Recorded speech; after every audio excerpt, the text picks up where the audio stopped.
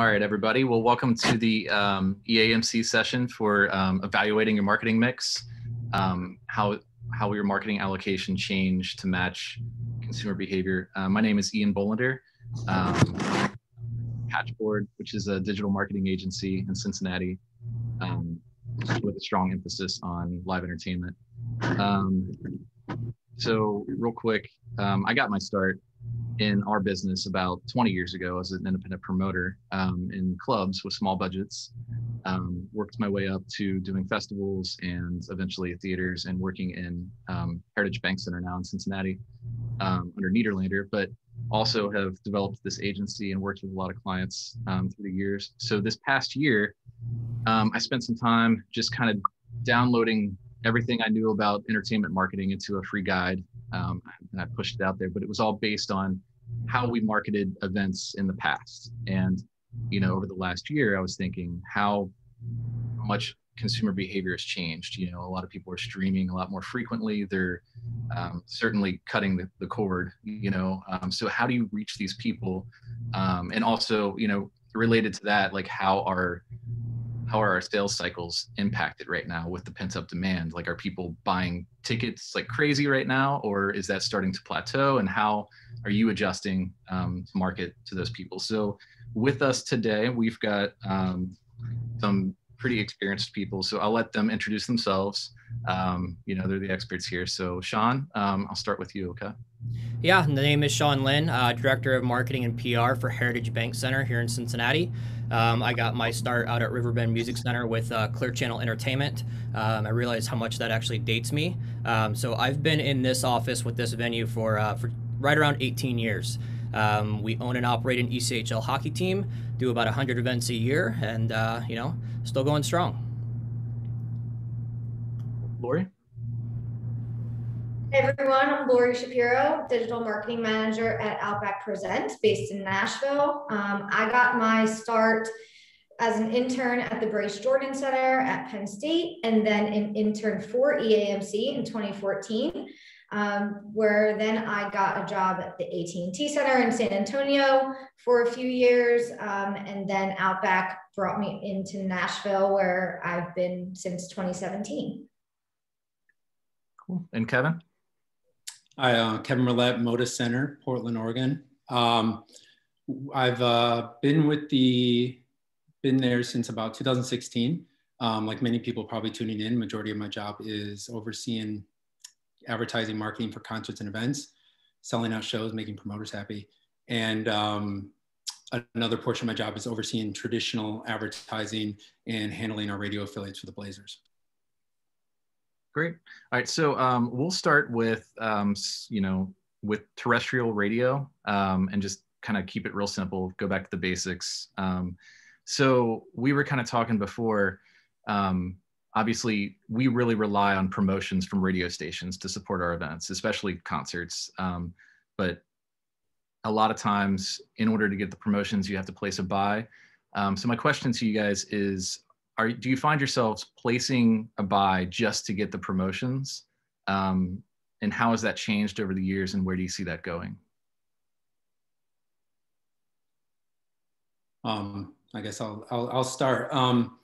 I don't find myself placing buy specifically for promo. I have really good relationships with our sales teams at our stations and promo reps, and find that there's a little give and take there. Usually there's always a buy, and during the maintenance, if we need help, they're always open to doing promo. But I think that comes because they know that we have that buys are typically there now. I've never just cut off buys completely, so I don't know the answer there. But I do keep my promo reps and sales reps on separate emails for this reason.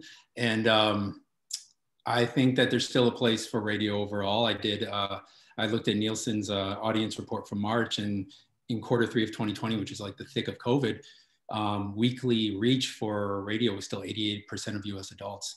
And that's number one across all media. And that's when nobody was doing anything or going out. So I think in terms of overall reach, radio still has a place. And I don't think that's the case for all artists. Maybe I feel like there's a middle class of artists that don't have a home right now.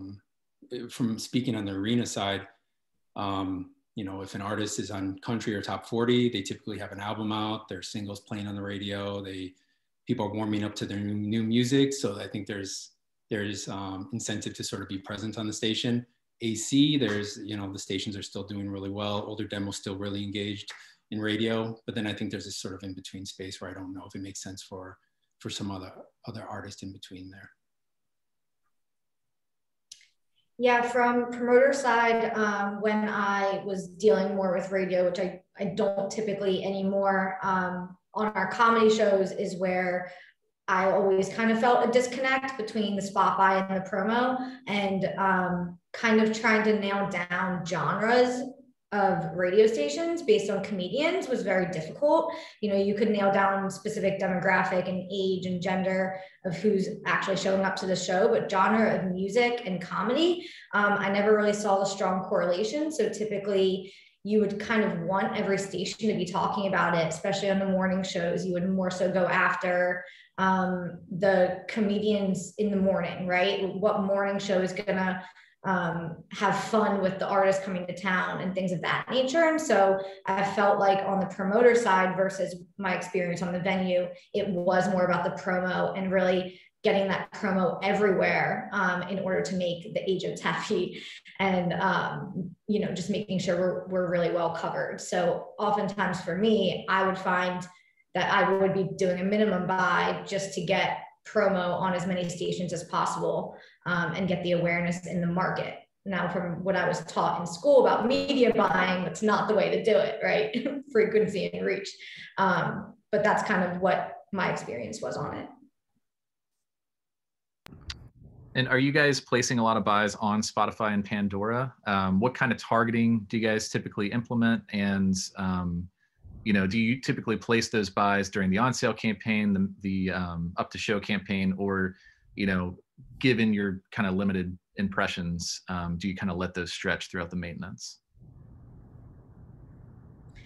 For me, it's more of a maintenance push, kind of evaluate where sales are after the initial launch, and kind of see what other things we can sprinkle in to maybe increase the awareness and increase the listenership. I have run a slew of Spotify campaigns, but important to keep in mind that audience that is being reached with ads doesn't pay for the program. And so what is the correlation there between those listeners and ticket buyers?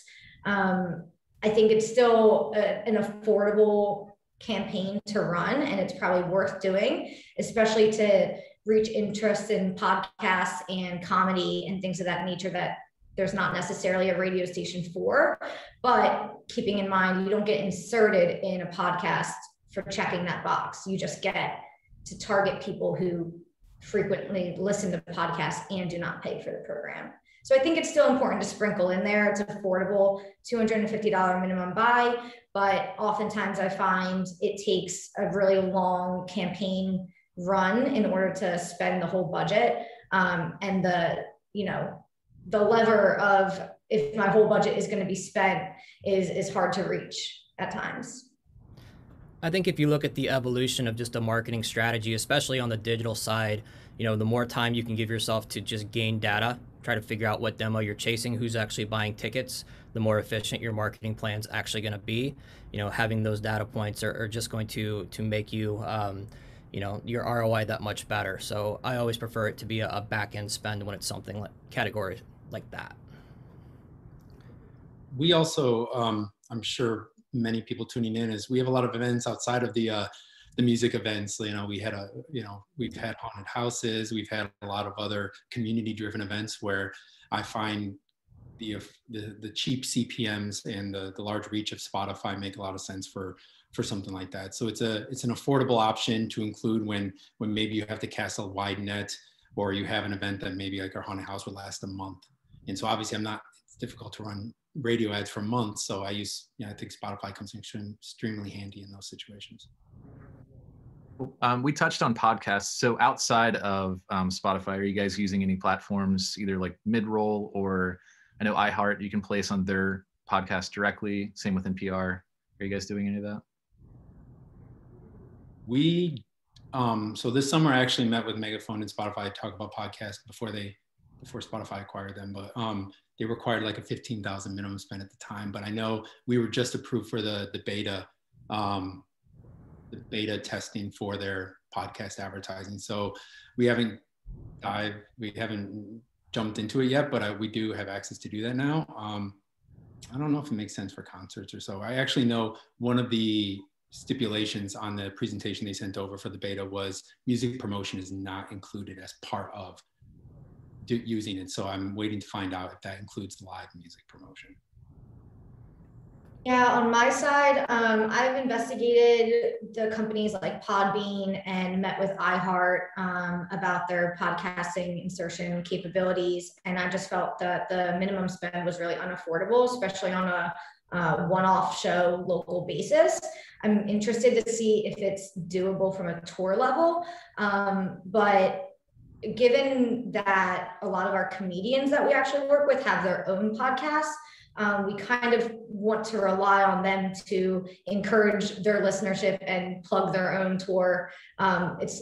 It's hard to ask that of a comedian, and of an artist to, say something scripted when they're kind of have their own agenda of their podcast that is on brand for that.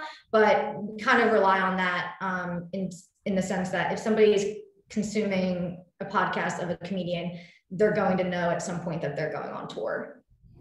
Yeah, and as a venue marketer, we don't have a traditional budget, an annual budget to really support shows. We may do one-offs, and when we do those one-offs, we're looking for, low barriers of entry, small budget that hopefully can, ramp up ticket sales. So we have never dipped our toe in the podcasting area. So real quick, before we jump over to TV, if anybody has any questions, just hit the Q&A button, and we've got an agenda that we'll try to get to.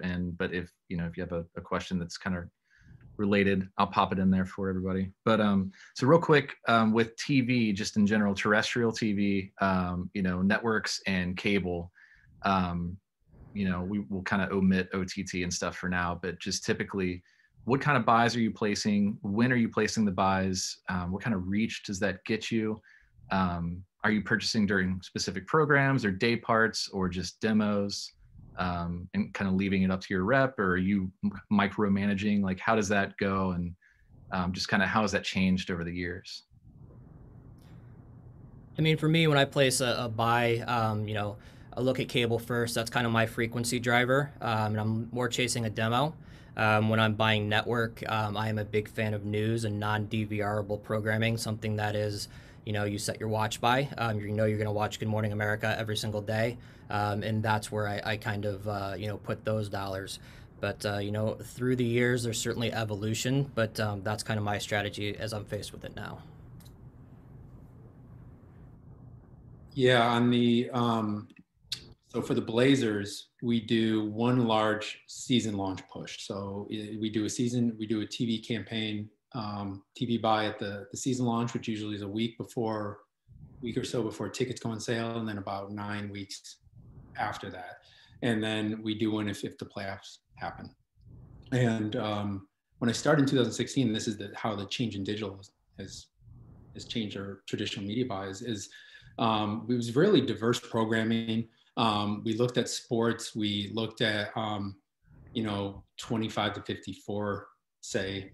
And since digital's come along and since ratings have just skyrocketed, I feel like nowadays anything with any relevant rating has completely gone through the roof. And sports specifically for us, we've scaled back completely on advertising on linear TV for sports because the CPPs and the CPMs are so expensive, and we can target sports fans 100 different ways. We have the data, we have the followers, so there's no real incentive to get there on there. And I find that over the years, the buys have gotten really vanilla in a lot of ways. I mean, it's gone from really diverse programming, robust buys to sort of being, the same spends, but we're doing more broad rotators, more AM news, PM news, stuff like that. So it's definitely, rather than being it's gotten a lot more of a sort of just overall, I feel like, vanilla programming buy. Yeah, I echo that. But what Kevin and Sean both said there, I think when you're going after a program specific on network TV too, you're you're really going after specific timing, and your frequency again and your reach is not really where media buying's, to par. For shows like we have the Impractical Jokers tour, we're buying True TV all day, every day, because the Impractical Jokers show is playing constantly, right? And we'll insert on those new episodes, but keeping an eye on that 6P to 12A rotator constantly through the sales cycle of that particular show. So I think it just depends on the show and obviously the overall budget when it comes to TV for us. And then, so with regards to OTT and Hulu and CTV, like, are you guys placing ads with OTT? Are you using self-serve platforms and doing it yourself, or are you using an agency, or are you just using like your local TV rep that seems to barely understand what OTT is, but they're selling it to you? How's that go? What are your targeting options, and what kind of results have you guys seen? Lori, we'll start with you, okay? Sorry. Yeah, so Hulu just launched their self-serve platform. I think the minimum is like $500 per campaign. They just launched it last couple months in beta, so I have not gotten the opportunity to test it yet. I have been wanting to, but I'm a little bit skeptical on what a $500 campaign actually produces when their previous minimum was 30 grand. So, we'll test it where we have the budget and where the demographic makes sense. In terms of OTT, again, I've placed some buys through agencies, definitely through cable companies, to get, the streaming services across the networks, but I often find I can't choose the network and I'm kind of limited, and I can't choose the programming, which oftentimes I want to choose, and because we know our artists and we know our show and we know where we want to insert. So I go back and forth. I've also raised the question with OTT, specifically through cable companies, on really how they are reaching people when they require a cable login in order to watch those programs, because cord cutters are cutting off their cable subscriptions, right? So how are they accessing that programming? And no one's ever been able to answer that question for me.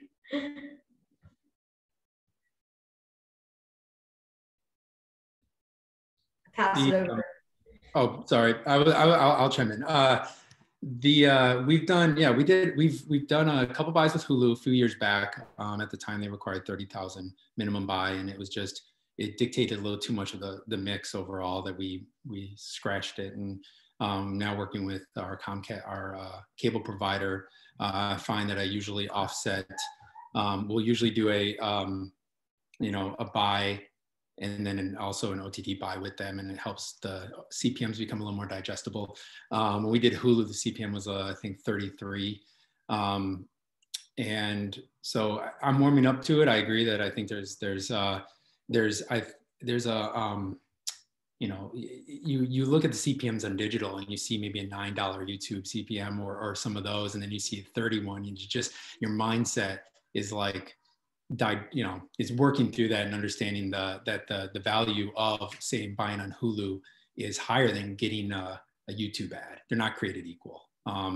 YouTube, the other day I was just on YouTube trying to fix something, DIY situation, and you get these ads and you're like, I don't want to see the ad right now. I need to see this 1 minute video. Whereas somebody engaging in front of their 60-inch TV, getting ready to watch a Hulu program served on a sound bar is a much more premium experience of an ad being served. So I think if you fall down the CPM rabbit hole, you can be. Yeah, we've only done a single Hulu campaign, and certainly big budgets at that point in time. It was also very restrictive as to how many pieces of copy you could run. We ran it for our hockey team, and we're a team that really pushes the weekend promotions as individual events. And they wanted us to stick with a single piece of content, and then that really didn't work for us. CPMs were certainly high. Didn't feel like we got a great return. I think it's going to be much more accessible with the self-serve platform now, and it's something that we're going to look at. We'll be able to make those copy changes, maybe target a little bit better. And as this becomes more in hand to the individual marketer, I think just it's going to open up a world of opportunity. I could see a situation where, you know, even going through a Comcast provider is a self-serve platform. I mean, eventually, you know, I mean, I'm working with my sales rep at our cable provider right now, putting together a buy and, you know, putting together the OTT buy, and they, you know, if that was available just for me to upload myself and set the targeting perimeters, I think it'd be a lot more ease of use, you know, especially with the, you know, with the Blazers specifically, these playoffs that happened, if they win on a Thursday night, there's no way, and we need to start pushing tickets for the next game or something, or the next round, say on Monday, there's no way to get a TV buy in that situation. So we have to rely on digital. If that point of contact disappears and we can work with them directly to just upload it ourselves on Friday night to get running over the weekend, that's a game changer. Yeah, and Ian, I think you brought up a good point about the rep really not having you know, much experience or much knowledge about you know, what they're selling. You know, you sit down with a rep and they'll be like, "Have you heard about the internet?" Well, guess what? You can watch TV on it now, and it's, you know, explosions going off. They really just don't have any you know, most TV reps are so knowledgeable in what they know, but they know nothing about what you need them to know. So, you know, education of yourself and then just finding those allies you can really rely on are going to help you to get a better buy. Yeah, I agree. That's why I'm a big fan of, I'm in Hulu's beta and I've used it for a few clients, but honestly, the targeting is pretty limited. You can't determine specific programs. You're basically doing demographic buys or in-market audiences, which would be great if we were car dealerships, but we're not. So I think it'll evolve over time. And I think, you know, the way we're headed, I think, you know, Kevin, to your point, I think we will have some sort of self-serve platform for all these different mediums, you know, and everything will become more programmatic, but we're at a weird spot where, you know, it's the ability to market to people programmatically versus privacy, what's legal and ethical. And as a marketer, I think it's awesome, but you know, I understand the other side of that. So I was, to piggyback on that, I was saying that it's sort of hard because the value of OTT and connected TV is the ability to target and really get granular with who you're going after. If you're selling cat food, you can target people with maybe cats, but the CPMs on that would be through the roof. You know, the more you get targeted, you know, at what point does you say, okay, we're targeting our audience, but the CPM is say 55 or 60, you know, I don't know. Yeah. Now, one place you can get really granular there is YouTube, which it's not just YouTube. Obviously, when you place the buy on Google, it's the Google Video Network. So it's, you know, your local TV stations, their streaming platform, any remnant inventory on any streaming platform on the internet. And I think, you know, over time, I think that may end up being the platform or other DSPs, you know, to reach some of that inventory. And that may even spill into local network TV over time. I don't know, we're kind of in the infancy, but how many of you, are you guys placing ads directly with Google or a DSP, or are you using an agency for like display buys and video buys across the internet? We've been very proud to do ours in-house.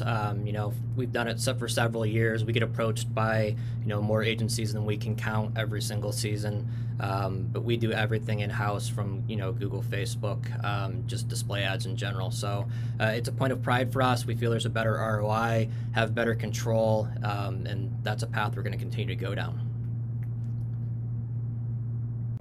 Yeah, we have an awesome in-house digital team as well. And they assist me and work with me on the concert and event side, and then we sort of tag team and work in tandem when it comes to the Blazers portion. So we do it all in-house, and we have a really awesome team. Here at Outback, we also do it all in-house, and our digital team rocks. We're growing, and that's helping with our volume and accuracy. So everything from Facebook, Instagram, Twitter, YouTube, Google Ads, display, TikTok, Snapchat, anything we need given the artist and the plan. Cool. So kind of related to that, and Kevin brought it up earlier, you know, obviously some creative is going to hit better than, you know, other creative. And sometimes the ad mat that we get that we have to use, you know, it may not be the best way to convert a ticket buyer or potential ticket buyer. So what kind of limitations do we have as marketers when placing, you know, say TikTok and Snapchat and YouTube and Like YouTube, you have 6-second bumper ads, which, you know, good luck getting that approved. Or you could do like the True View ads. You know, what kind of challenges do you guys have, and how do you, you know, overcome those challenges and end up placing those ads and have successful campaigns? Yeah, that is actually probably our biggest challenge in digital space, is the assets that were provided and that are approved to use. Oftentimes you'll get an artist and you'll be like, okay, well, this is a TikTok star. They have 1.5 million followers on TikTok. Like, we're gonna do some TikTok ads, and then we don't have any creative that actually fits the TikTok format.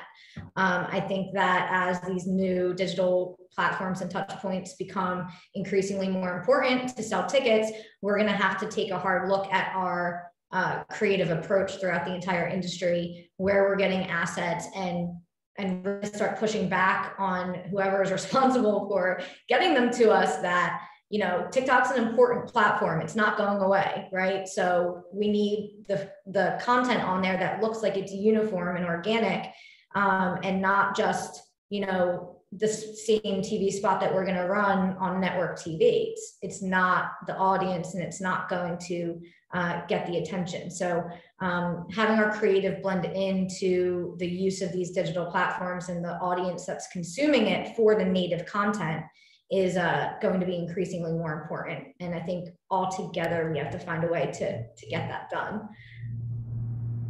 You know, I find it interesting that, you know, we'll have tours come in who will curate a perfectly planned and executed 3-hour show where every single pyro boom, every single piece of video is well laid out. But there's no consideration as to how to, you know, use creative in that sense to get people in the building. It's, you know, if nobody's here to see the show, did that really happen? Did a tree fall in the woods? Did it really happen? So, you know, a plea to artists and management, if you can start to give that consideration as to how we can utilize those assets to properly sell tickets and optimize those campaigns, you know, your production level, your show, it's going to become, you know, that much more viral, and people are going to want to see it. It's all cyclical. We have the ability to, you know, because I have a venue budget to work with, and we have a team in-house, we have the capability to A/B test different creative. If we are running a campaign for almost the entire maintenance, creative gets stagnant. Yeah, it gets old. You know, somebody served an ad 3 times with the same ad mat, it doesn't necessarily have the same push. And so the ability to A/B test or get new creative or refresh the ad is really important. And it's not, I just think this issue is not just specific to digital. I've mentioned to you guys is sometimes I'll get put together an ad plan, and outdoor is part of the conversation. And you can just see some of the ad mats, they're too dark, or the artist photo is not really, you can't really tell who it is, or maybe the name isn't large enough, or maybe there's too much, you know, it's just, it doesn't work for, say, somebody driving 65 miles per hour down the freeway that have to glance at something really quick, you know? So, you know, I think that when promoters put together ad mats, think overall of like, do they want outdoor to be included? Do they want bus ads to be included? And does it work for that media as well? That makes sense. So I think as far as tracking your progress, so obviously, well, first we'll start with all the changes related to pixels, because I'm seeing this pop up in the Q&A, and it's a big deal, I think. But obviously, we're having a hard time kind of determining, you know, how well we're converting on our campaigns across Facebook and Google, and eventually, you know, third-party pixels will be a thing of the past. But you know, generally, how are you tracking your campaigns? You know, are you seeing an impact from the new privacy restrictions and things of that nature? And I mean, frankly, as event marketers with 2-week-long campaigns, do you optimize for conversions anyway, or are you focused more on clicks and landing page views? So Lori, we'll start with you. I think that's what's up. Yes, this is a big deal. So in the past, pre-pandemic, we tried to optimize for conversions when we had a really healthy budget and really strong targeting parameters, a lot of first-party data being used, big audience reach, big markets, and we were really confident that we would get those 50 conversions and get out of that learning phase, and allow the campaign enough time to optimize to be able to hit those marks. Obviously now that is no longer an option for us, and you can only run conversion campaigns to a domain that you own and operate. So we don't sell any tickets off of outbackpresents.com. Therefore, conversion campaigns are not an option. Facebook and Instagram they're reporting conversions and landing pages, and they may have some inflation and they may have some substance, and I don't think we'll ever know. The campaigns, though, in terms of a cost per click or a cost per landing page when the pixels are placed, seem to be performing very well. And I think that there was a lot of concern over it before the launch and before the iOS 14 really went into effect. And as somebody that's in the platform 24/7, I'm not really seeing a huge concern for it. I think the main problem is going to be when ticket sales aren't strong with a launch, or they're not strong leading into a show, and you're running campaigns as you used to do, where it used to help, where you used to be able to make sense of what's working and what's not. And now you're not really going to have that piece of the puzzle. You don't really know how well it's working and what to change, right? How to optimize it for better performance. So I'm a little bit more concerned about it as we go into closing than I am at the launch. I think right now we're riding a wave of a lot of hype and return to events that it's hard to see kind of if it's making an impact or not.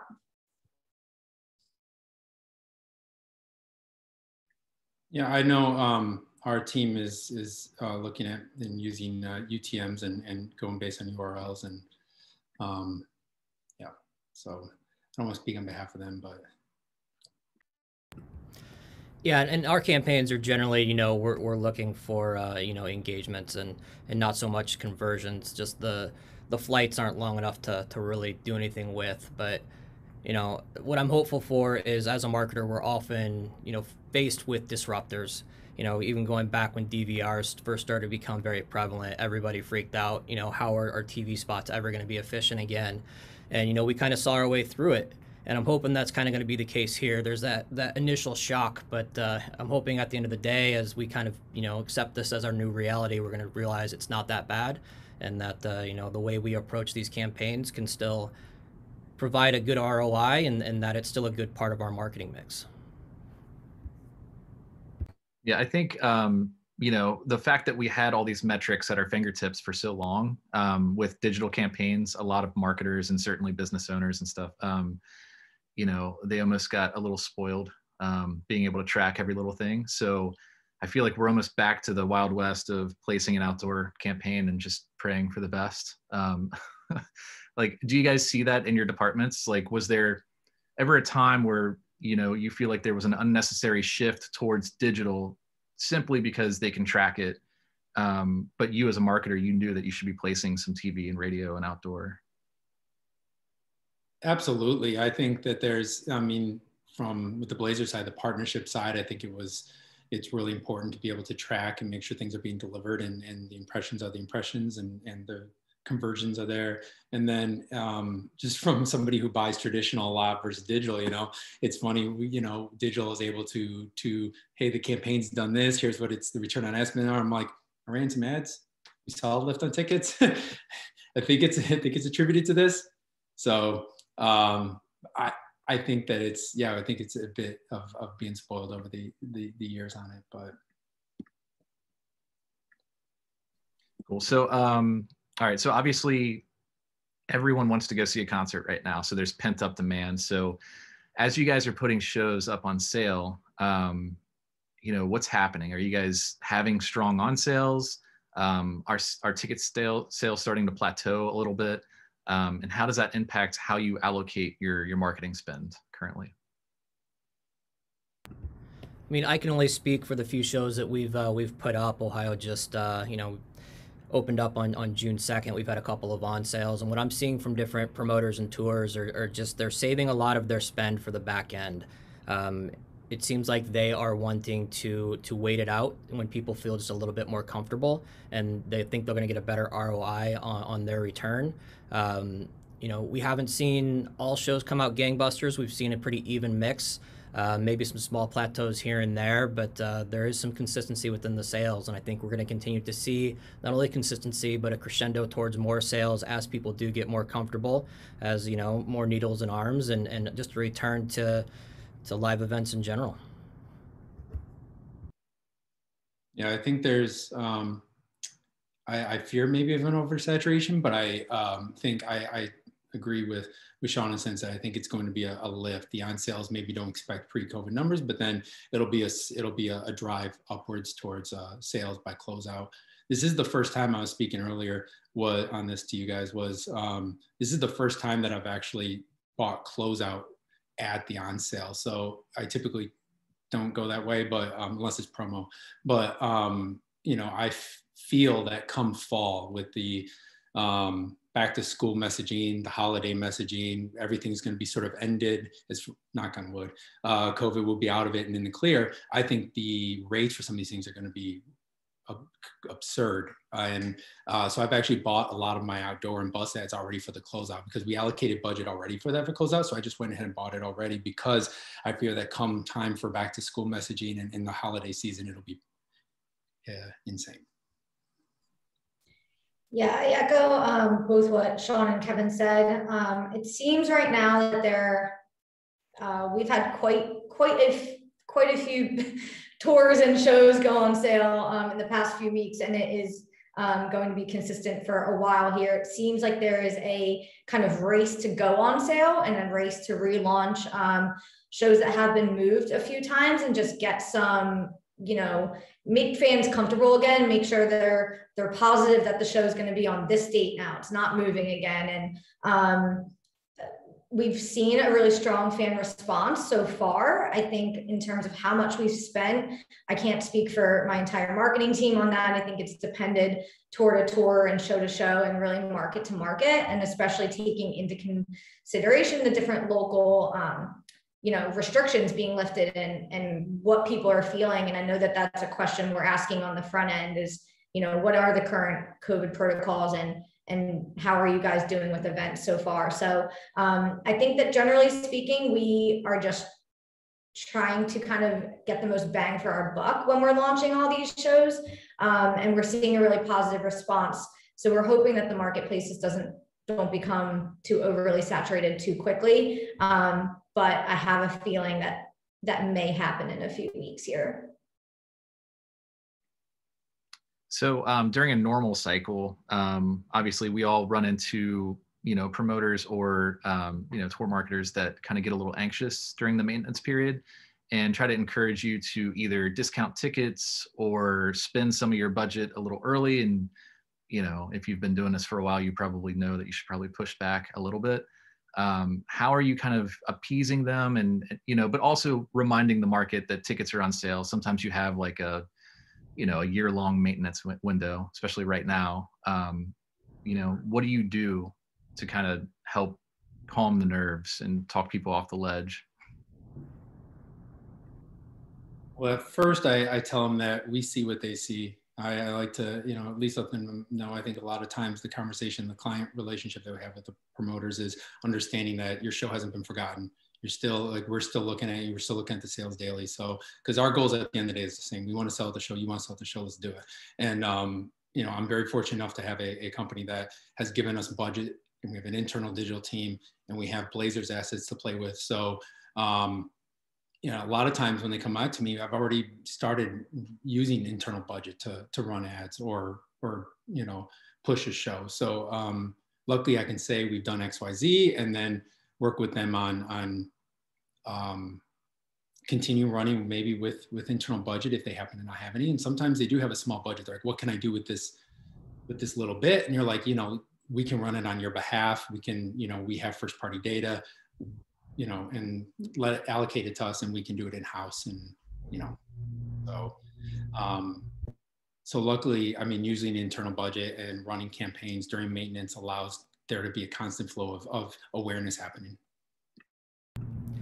I think one interesting point when you have a promoter coming to you, and it kind of reflects back to previous discussions, is, as we look to possibly move budget out of market and onto these different OTT platforms, self-serve platforms, how is that going to affect those relationships? I think every venue marketer on this call has probably been a situation where the promoters called and said, not doing as well as I thought. We need to shake some trees, get some promos, get some trade, here we go. But, as those dollars start to leave the market and they start to hit these digital channels, what do those relationships look like? As a venue marketer, you do work hard for your promoter. You are ever aware of what these shows are doing. You're seeing the counts daily, and you want to beat bushes. You want to do whatever you can to get them to move, but you're kind of losing that leverage at times. At least there's the potential of it. So I'm curious to see, how that kind of all shakes out. See if we can continue to, figure out these campaigns that are going to help move with low cost to the promoter, but certainly something to keep in mind.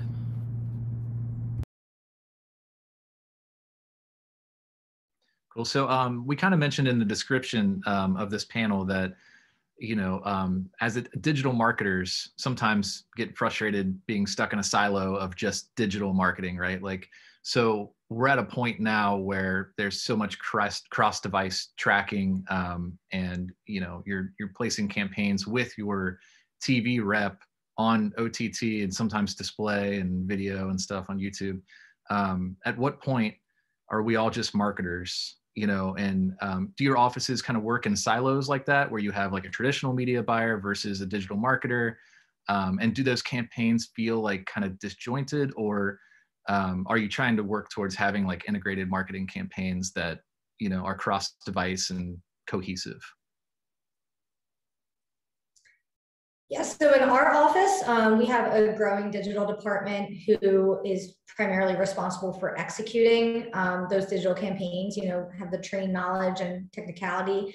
But as a unit I hate that silo, right? The digital marketing versus the other side of the marketing. And traditional marketing doesn't exactly really cover what it actually is, right? Because that side of it is the venue point person, they're the relationship holder, and there's so much more than just digital marketers or media buyers. So we try to make a collaborative effort, have the digital team advise on strategy and platforms and budgets and spend, but then ultimately, at the beck and call of the person that's controlling that overall budget. But we always work together as a team to come up with big ideas. The PR push is just as important as the digital campaign, and having your arms around really every aspect of what is going on to promote that show is the only way that you're going to be able to analyze what sales are doing and how to increase them or feel comfortable with where they're at. We're siloed based on we both oversee different parts of advertising, but we work very much in tandem and make sure that messaging is the same. And then there's a lot of, it's a lot of collaborating. So give an example of let's say we run a Father's Day giveaway for a show, and it'll be a lead generation. So I'll send an email out, maybe it's being promoted across radio, it's funneling people to a place. We'll then take that data and I'll say, okay, digital team, let's pull those, whoever didn't win, pull those people and retarget them and run another campaign for the X amount of 2 weeks, retargeting those people that just entered to win tickets that didn't win them. So there is a great collaboration, and here's what's happening just from Father's Day marketing push giveaway. Now let's take the data and use it effectively. So. Yeah, and I think on the venue side, it's cohesive because it has to be. Most venue marketing teams are so small, they're wearing so many hats that, you really can't help but know what the left hand's doing when you're the right. So I think it may be a little bit easier when you don't have that giant, robust team, but we certainly try to, work in tandem and have one play off the other and kind of filling the gaps where they need to be filled and making it work as best we can. Cool. Kevin, you mentioned, kind of pulling data and basically creating some, I'm assuming customer audiences, audience match lists and things like that.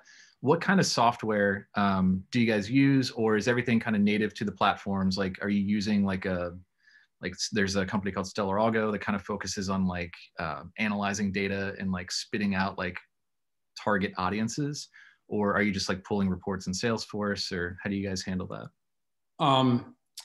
Primarily pulling reports, pulling audiences from, from the segments that we sort of have them funneled into already through our Ticketmaster and our Salesforce and Marketo and such. But we have,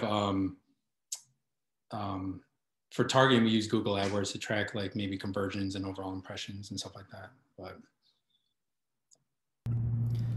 I think this statement may be wildly unpopular, but I think those venues and those entities that have a team involved with them tend to they're able to kind of dissect their list. They're kind of able to put things into different categories and then work off of that just a little bit better, because you're forced to kind of break up that fan base into demos, into possible packages that you're going to sell, different attempts and different approaches. But I think if you can kind of take that and transcend it into the arena event marketing side, it has the same application, and the potential for success is certainly still there.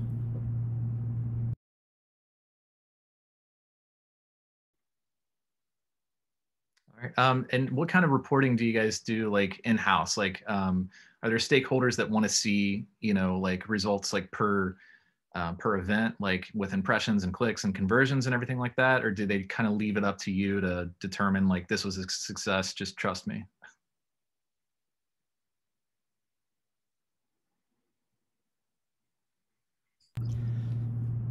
For us, there's not much reporting back. There may be a promoter from time to time that we're doing something for that'll look for it, but internally, you kind of see that lift, you get a pat on the back, and then it's on to the next. So I think I can speak, on the venue side, probably the promoter side and team side as well, that, there's so many events to try to micromanage every single one and report on every single one might get to be a bit tedious.